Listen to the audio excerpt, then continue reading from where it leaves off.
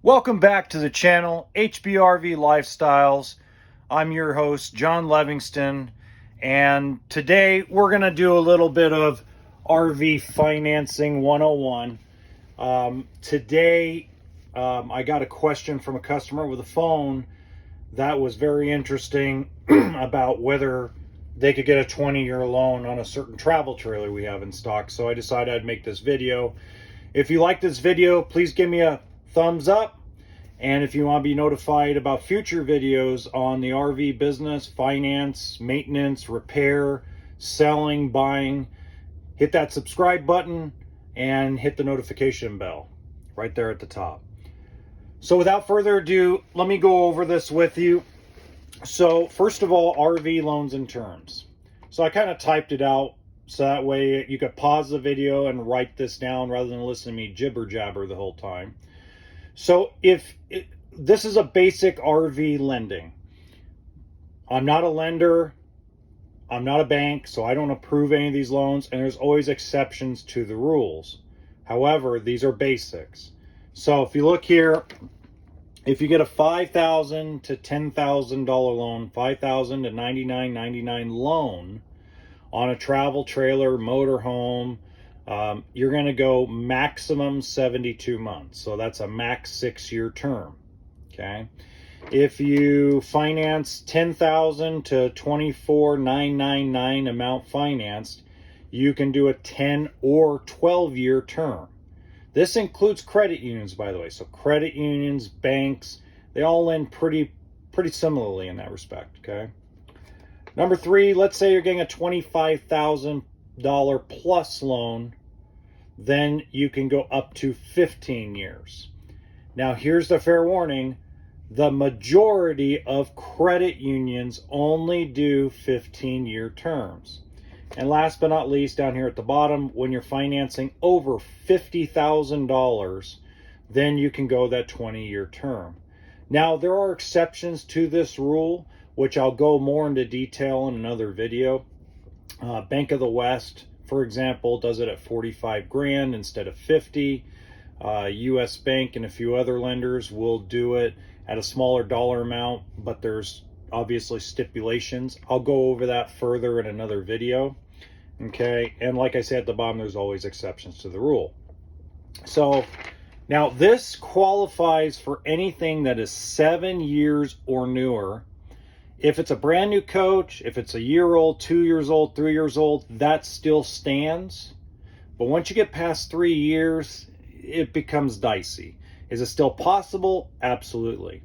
After 7 years, I got a whole nother video, which I'll put in the link description below, of how to get older units financed. Generally, just to give you a little bit of the basics, when you go older than 7 years, generally, it doesn't matter what the dollar amount is, you're going to be a 3 to 10 year loan. It isn't going to be any more than that.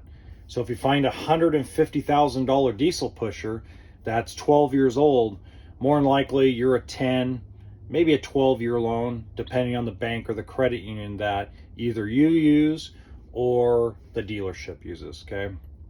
Now, the next question I get usually is, well, what are interest rates and down payments? Well, I have another little chart. So if you want, you can pause the video and write this down for your research. Okay. The average down payment on an RV, the average, which is almost the minimum, is 10% down. Okay. What does that really mean? 10% down in most states in the United States covers your tax, titling, licensing fees, and some of the equipment that goes with it. Let's say you have a travel trailer that you're buying, or a toy hauler, and you need a hitch or a brake control or some kind of airbags for your truck. The bank most of the time wants you to cover a portion of that with the down payment. Okay.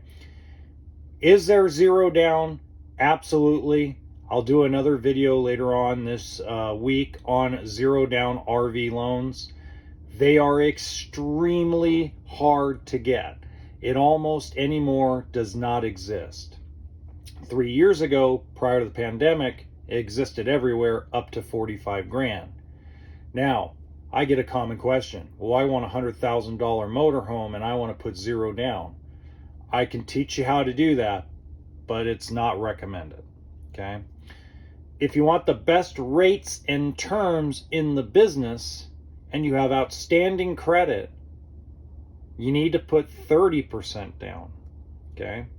What does that do? That puts the bank in an equity position, and they generally will give you a better interest rate if there is a bunch of equity. Okay. Now, if you put half down, it's going to give you the same rate as if you put 30% down. So there is a balance. Usually see your dealership or your finance guy. They'll generally tell you how much to put down to get the best rate. Okay. And down here, rates and terms are determined by the dollar amount financed first. So you're going to get a better interest rate at $150,000 than you will at $15,000. So there is no standard interest rate like there is in the car business. Car business, you go down, you have a Toyota Tundra, their surrender rate is 1.99. All you got to be is a 620 or 640 score and above, tier 4 or higher, and boom, you have a 1.99 interest rate. In the RV business, it fluctuates. Okay. I have a customer right now. I have an 816 FICO. They can buy whatever they want. I can't get them a better rate than 5.99. And then I've got a 717 score that was putting 35% down, and I got them a 4.99 interest rate.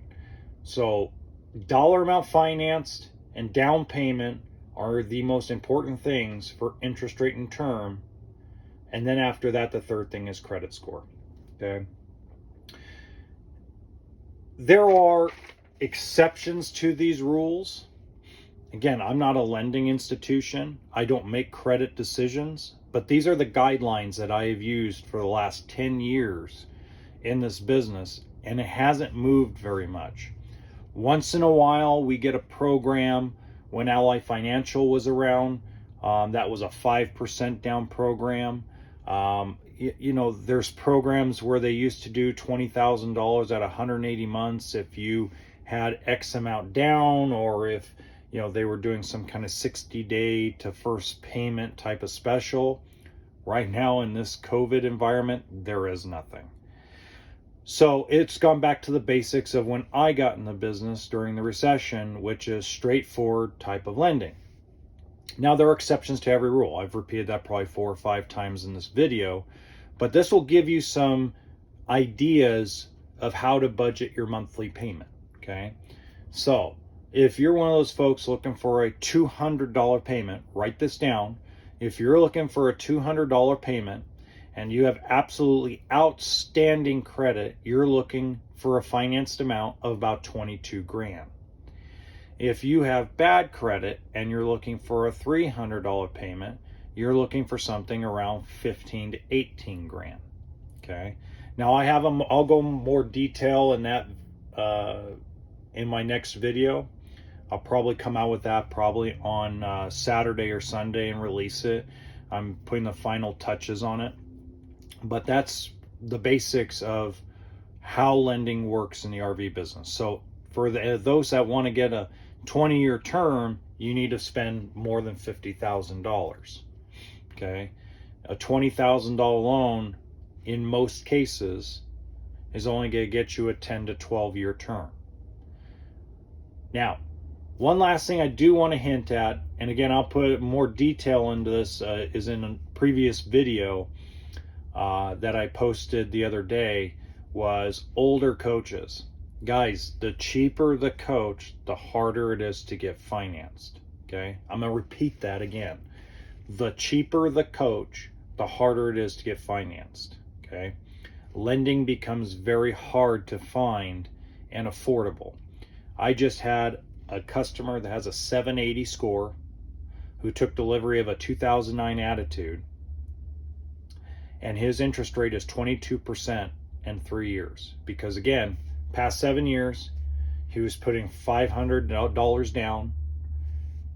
Very hard lending. He went to his credit union. We went to all the other credit unions we could think of. And again, we had to go to a hard money lender. So folks, even though you see this here and go, well, I'll go to 10 grand because 10 grand, I can still get a 10-year term. There's a disclaimer to this.